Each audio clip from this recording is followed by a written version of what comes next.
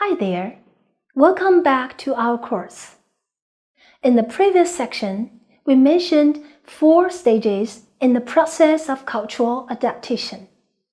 Now let's discuss them in detail.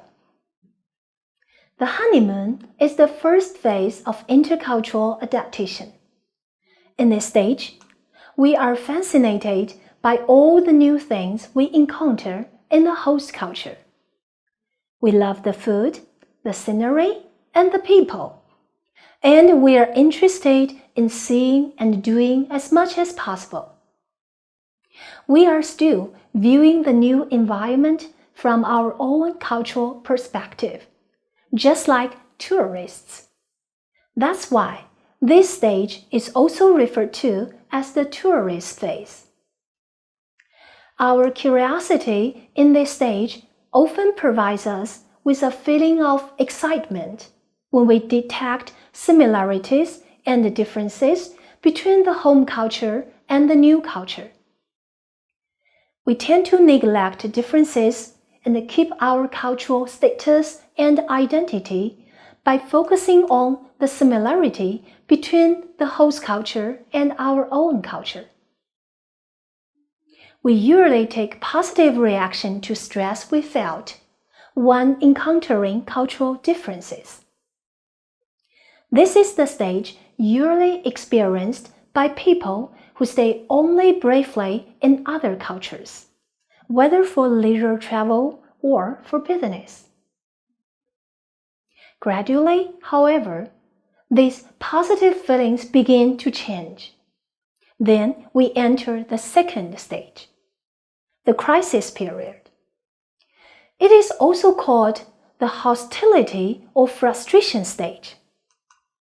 During this stage, we experience what is called culture shock.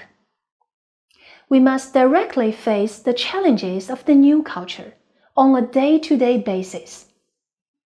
We begin to feel overwhelmed and confounded by the values, beliefs, behaviors, and the lifestyles of the new culture.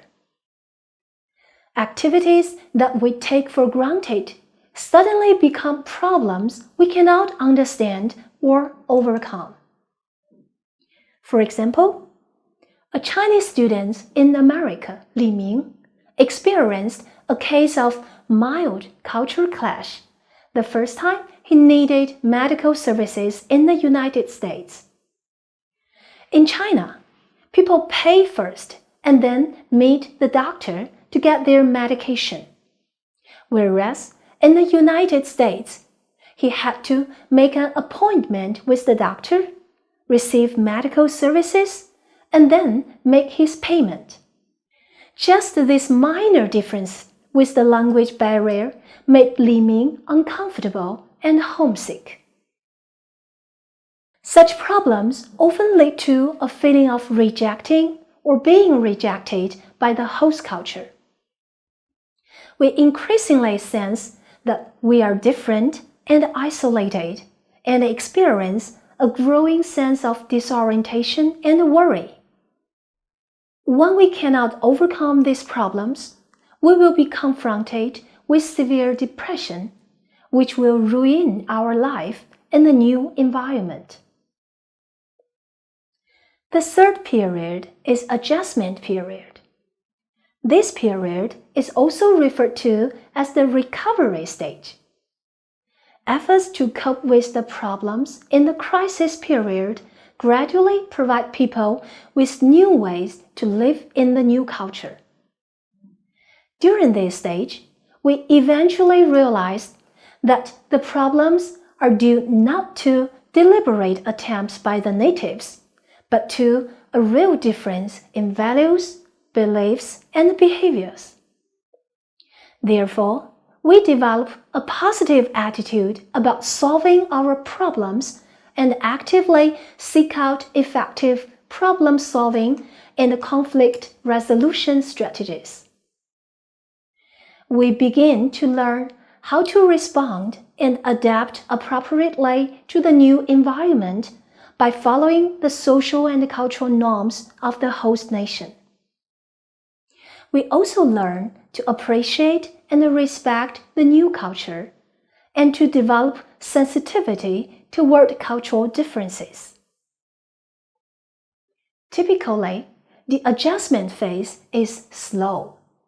In this gradual period, we get a sense of control and effectiveness, so much so that we not only improve our ability to survive in the new culture without the assistance of cultural cues from the home culture, but also mark a growth in our personal flexibility. Finally, people come to biculturalism period, or the mastery stage. This is the last stage of the U-curve pattern. In this stage, we may still experience occasional anxiety and frustration, but we have cultivated an understanding of the host culture and can begin to work and play in the new environment with a feeling of enjoyment. We have nearly recovered from the culture shock and developed our independent attitude and behaviors. Feeling comfortable with dual cultural identity, we are able to enjoy and appreciate the contrasts of the two cultures.